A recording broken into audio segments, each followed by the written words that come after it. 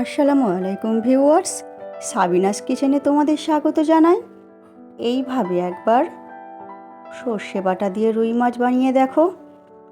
আশা করছি তোমাদের খুবই ভালো লাগবে এবং তোমার পরিবারের সবার খুবই পছন্দ হবে। Let's go. Oh my God. Aha. Yes.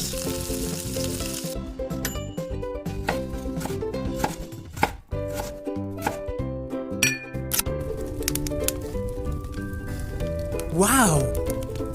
Thank you.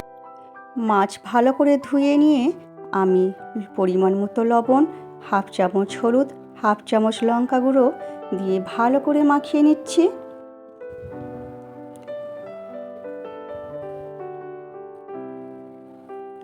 মাখিয়ে নিয়ে কড়াইতে বেশি পরিমাণে সর্ষের তেল দিয়ে ভালো করে ধোঁয়াটা গরম করে নেব। নিয়ে মাছগুলো দিয়ে দিব।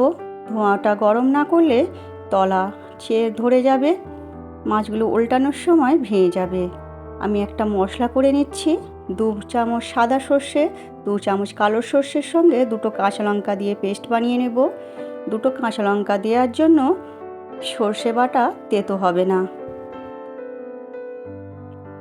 এইভাবে আমি এক পিঠ হয়ে গেলে আর এক পিঠ উল্টে আমি মাছগুলি ভেজে নিচ্ছি এবং 2 পিঠ উল্টে পাল্টে আমি হালকা করে ভেজে মাছগুলো তুলে নেব। আমার রেসিপিটি তোমাদের এই পর্যন্ত ভালো লাগলে একটা লাইক করে দিও।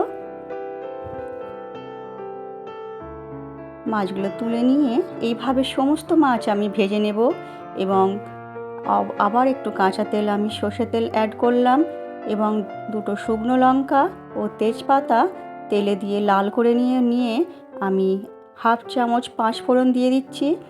5 ফোড়ন দিয়ে সুন্দর গন্ধ বের হলে আমি 4 চামচ পেঁয়াজ বাটা দিয়ে দিচ্ছি। পেঁয়াজ বাটা আমি কিছুক্ষণ ভেজে নিয়ে 1 চামচ আদা বাটা দিয়ে দিচ্ছি। আদা বাটা দিয়ে আমি কিছুক্ষণ ভেজে নেব পেঁয়াজটা। কিছুক্ষণ ভাজার পর আমি বেটে রাখা সর্ষের পেস্ট দিয়ে দিচ্ছি। জায়গাটা ধুয়ে দিয়ে দিলাম। দিয়ে পরিমাণ মতো লবণ, 1 চামচ লঙ্কা গুঁড়ো, হাফ চামচ হলুদ গুঁড়ো আর 1 চামচ ধনে গুঁড়ো দিয়ে আমি মশলা ভালো করে কষিয়ে নেব। বেশ কিছুটা সময় নিয়ে আমি মশলা ভালো করে কষিয়ে নেব। মশলা তেল ছাড়া পর্যন্ত আমি মশলাটা ভালো করে কষিয়ে নিচ্ছি। আমি মশলায় তেল কম লাগছিল তাই আবার একটু তেল দিয়ে দিলাম। আমি মশলা তেল ছেড়ে এসেছে। এইবার আমি অল্প করে পানি দিয়ে ভালো করে মিশিয়ে নেব। দিয়ে ভেজে রাখা মাছ দিয়ে দিচ্ছি। আমার রেসিপিটি তোমাদের যদি পছন্দ হয় তাহলে শেয়ার করে দিও তোমাদের বন্ধুবান্ধবের মাঝে। কয়েকটা কাঁচা লঙ্কা আমি দিয়ে দিলাম, দিয়ে ঢেকে অল্প আঁচে হতে দেব। নামাবার আগে হাফ চামচ আমি চিনি দিয়ে দিচ্ছি। আমার রেসিপি তোমাদের কেমন লাগলো কমেন্ট করে জানিও এবং যদি ভালো লাগে তাহলে সাবস্ক্রাইব করে পাশে থেকো এবং তোমার বন্ধু বান্ধবের মাঝেও শেয়ার করে দিও। পরবর্তী রেসিপি তোমরা কি পেতে চাও সেটাও কমেন্ট করে জানিও।